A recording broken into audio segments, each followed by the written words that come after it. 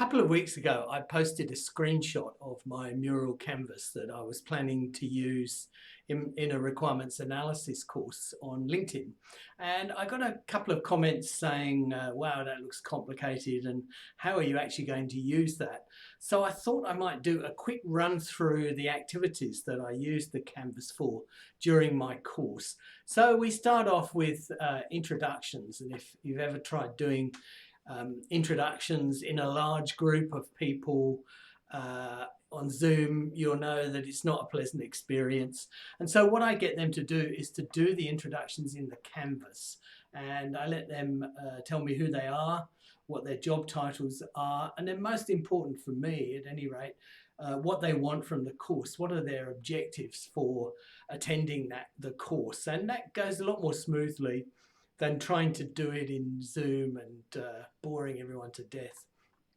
We then kick off with some scoping type exercises, and I get them to fill out or brainstorm some ideas about a version of my requirements discovery canvas, where they just go through and they answer these 4 questions at the top, brainstorm their ideas on Mural sticky notes and put them into the canvas. A bit more scoping then, but from a slightly different perspective. They do a mind map. I call this a prompt mind map because it stands for people, responsibilities, objects, measures, places, and timing. So they create a nice mind map in Mural as well. We then get stuck into the detail and look at some stakeholder analysis. So they've already completed this, but when they start the activity, they have stickers over here, and I've grouped them by the type of stakeholder, and they drag them onto this canvas here that classifies stakeholders in 2 dimensions. One is their subject matter knowledge, none, some, high, and the other is the amount of control they have over scope, none, some, high. And the goal of doing this activity is for them to discover who could be a potential product owner, product sponsor, or steering committee, and who are the subject matter experts that we really need to talk to. And that brings us up to pretty much the end of the first day. So what I like to do is give them a light-hearted exercise to brainstorm the jobs to be done for waking up and going to work. So you can see here they've brainstormed those, and they've also, used Mural's icons to bring a bit of life to the sticky notes and their ideas. We start day 2 by looking at information requirements, and there's quite a lot of that. Can get to be quite a boring exercise if you just get them to create long lists of information requirements. So I do that in the canvas by getting them to type in some names, name some flows of information. So these blue ones are what they've typed in, and of course when they come to the canvas, these are just question marks. We then look at business rules, and in my case study I give them quite a lot of business rules, and they read through those business rules, and this activity is great for getting them to become familiar with the rules in the case study.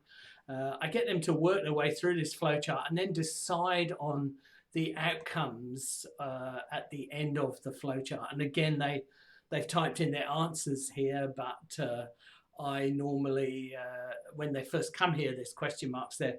And then what I do is I reveal my opinion on that at the end of the exercise, so they can check what they've got with my suggestion. We then move on and do a concept map. Concept maps are a sort of precursor to class diagrams, a simpler version of a class diagram. Interesting thing you can see here, the students have actually screenshotted some of the PowerPoint slides and pasted them in here to give themselves a bit of a reference whilst they're completing this exercise. That brings us pretty much the end of the second day, and so what I like to do is once again give them a bit of a light-hearted thing to wind up the day, and I get them to draw a class diagram for a situation shown in these pictures here, and something very concrete, which is a lion chasing an antelope. And so they draw that class diagram, and once again you can see where they've pasted in stuff from other places in this case. So they've obviously been doing some research on the internet, and they've brought stuff in to help them do this class diagram. And that's the end of the second day. So beginning of the third day, we get into detailed requirements, and we start with a vision statement. And I give them two versions here and use Mural's voting facility to let them choose which one they like best.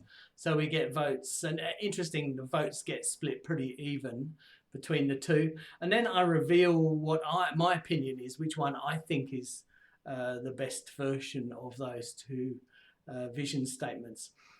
We then get into a lot of detailed requirements work, and that's not really suitable for Mural. So what we do there is we create a list of detailed requirements in Google Sheets, and so they work in individually or groups if they want to in Google Sheets to create a requirements list.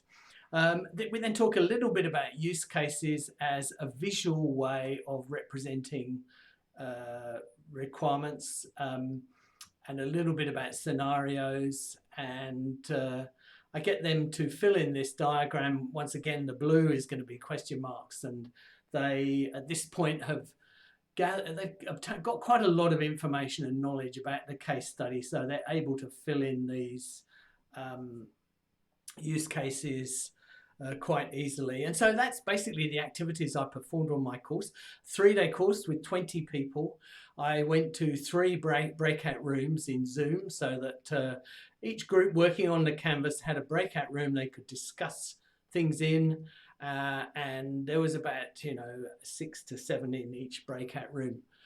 Everything seemed to work pretty well, and the feedback I got was pretty good.